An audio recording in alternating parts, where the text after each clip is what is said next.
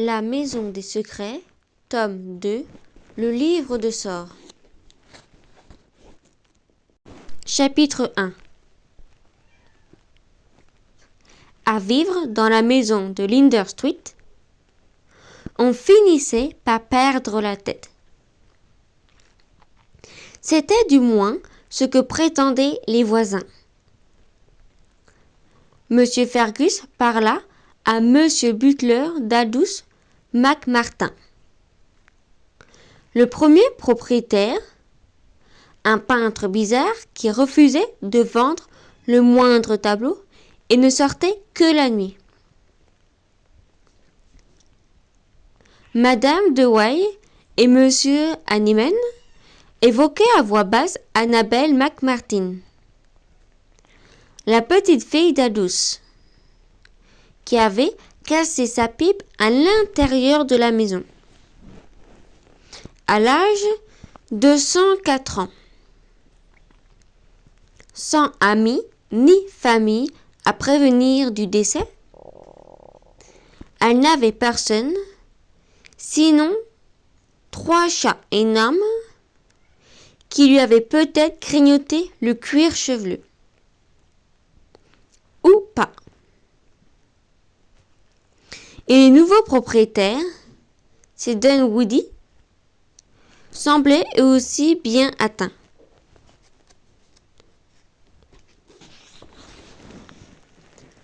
Depuis le début de l'été, les habitants de Linden Street voyaient une fillette dégingandée et silencieuse jouer ou lire dans les jardins. En général, elle était toute seule. Mais, de temps en temps, un monsieur aux lunettes épaisses, aux cheveux rares, s'aventurait dehors. Il sortait la veille, la vieille tondeuse mécanique et décapitait 1 ou 2 brins d'herbe avant de s'arrêter pour contempler le ciel en marmonnant. Puis, il se ruait dans la maison, abandonnant la pelouse en l'état. Parfois, la tondeuse restait là pendant des jours. D'autres fois, c'était une femme entre 2 âges qui sortait de la maison pour faire un tour dans le jardin. Elle arrosait les mauvaises herbes, l'herbe absente. Elle avait aussi tendance à oublier des sacs de course sur le toit de sa voiture. Des cascades d'oranges et d'oignons dévalaient Linder Street quand elle démarrait. Les voisins, auxquels rien n'échappait, secouaient la tête d'un air navré. Puis, par un matin éclatant de juillet, la fillette dégingandée et silencieuse se rendit à la boîte aux lettres munie de 2 pots de peinture.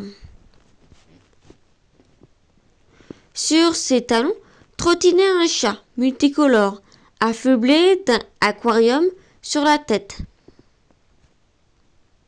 La demeure, menaçante, paraissait épier ses fenêtres vides et sombres. Le chat attendait. La fillette effaça une autre marque matin d'un coup de pinceau et écrivit Dunwoody par-dessus, en majuscules vertes. Madame Nivens, la voisine, qui faisait semblant d'entretenir ses rosiers, surveillait le duo de près. Son chapeau à large borde dissimulait son visage, mais son regard n'en était pas moins perçant et curieux. Prêt pour l'atterrissage? Chuchota la fillette au chat. Retour dans l'atmosphère terrestre dans 5, 4, 3, 2. Le chat et la fillette s'élancèrent, se ruèrent sur la véranda et passèrent la lourde porte d'entrée qui claqua bruyamment derrière eux. Tous les habitants de Hiddenswich étaient d'accord. Les Dunwoody étaient mieux que les McMartin. Certes, mais ils n'en étaient pas moins tarés. La fillette dégingandée et silencieuse s'appelait Olive. Pour le moment, elle avait 11 ans. Mais son anniversaire, en octobre, n'allait pas tarder. L'an passé, ses parents lui avaient offert une pile de livres, une boîte de peinture et une calculatrice high-tech dont elle ne s'est jamais servie. Sinon pour jouer à des jeux. Même à ça, elle n'était pas très forte.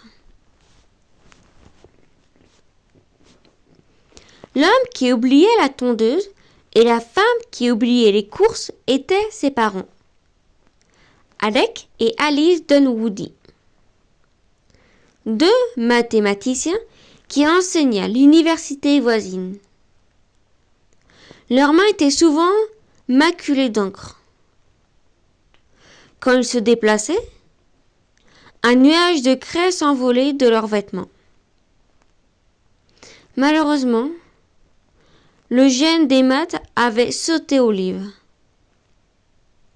La seule fois où elle a vu un A dans cette matière, ses parents avaient collé la copie sur la porte du frigo et l'avaient contemplée en se tenant la main, débordant de joie.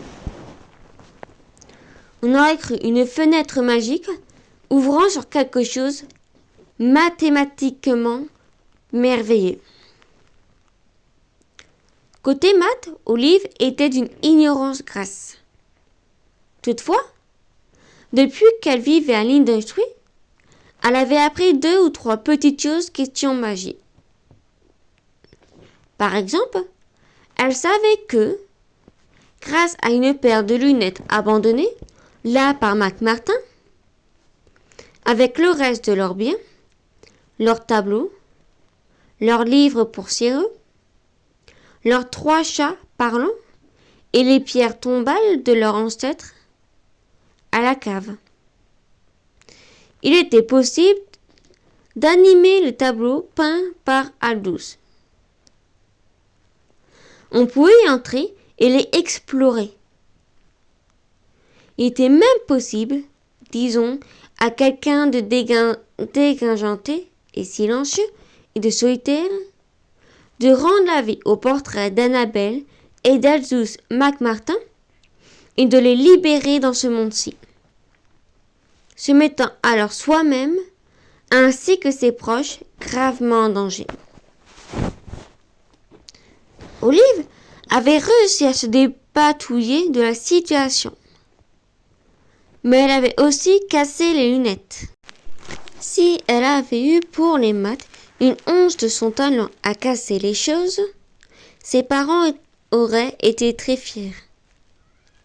Bien sûr, Olive resta discrète sur ses découvertes. Ses parents, si elle leur avait déclaré que la maison avait été assiégée par des sorciers morts qui sortaient des tableaux, en plus, l'auraient sans doute conduite directement à l'hôpital psychiatrique.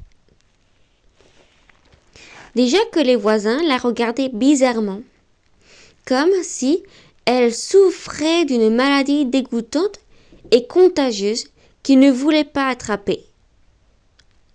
Ils lui faisaient de petits sourires forcés, tout en surveillant la grande maison du coin de l'œil. Alors, hors de question de leur faire des confidences. Mais Olive ne parla à personne des chats, des tableaux des McMartin, pour une autre raison. Ses secrets seraient bien moins amusants si elle les partageait. Bien sûr, Un biscuit est bon si on le mange à deux, mais il est tout de même vraiment bien meilleur si on le garde entièrement pour soi. C'est pourquoi Horatio, Léopold et Harvey redoublaient d'efforts pour se conduire comme des chats normaux en présence de monsieur et madame Douandy. Olive ne put pas mot concernant les lunettes ou ses allées et venues à l'intérieur du tableau. Et tous les jours, elle passait un moment dans le couloir à l'étage, le nez collé au tableau de Linden Street, pensant à Morton, le petit garçon qui avait été bien réel et qui était maintenant piégé dedans. Alors qu'elle-même était coincée dehors. Horatio l'avait dit. Puis Morton, la version peinte de Linden Street, était ce qui ressemblait le plus à sa vraie maison. Sa famille, son pouls, sans possibilité de grandir. Morton n'appartenait plus à notre monde. Mais ayant connu tout ça, il n'était pas tout à fait à sa place dans un tableau non plus. Olive espérait trouver un endroit où il serait vraiment chez lui, mais elle avait beau scruter le tableau et se creuser les méninges, elle ne trouvait aucun moyen d'entrer toute seule dans le tableau ou d'aider Morton. Ainsi au fil des jours, la maisonnette finit-elle par tomber dans la routine.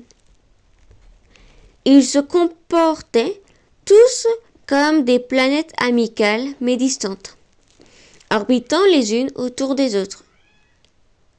Olive espérait que quelque chose arriverait et l'ignorait, mais la maison, elle aussi, attendait son heure.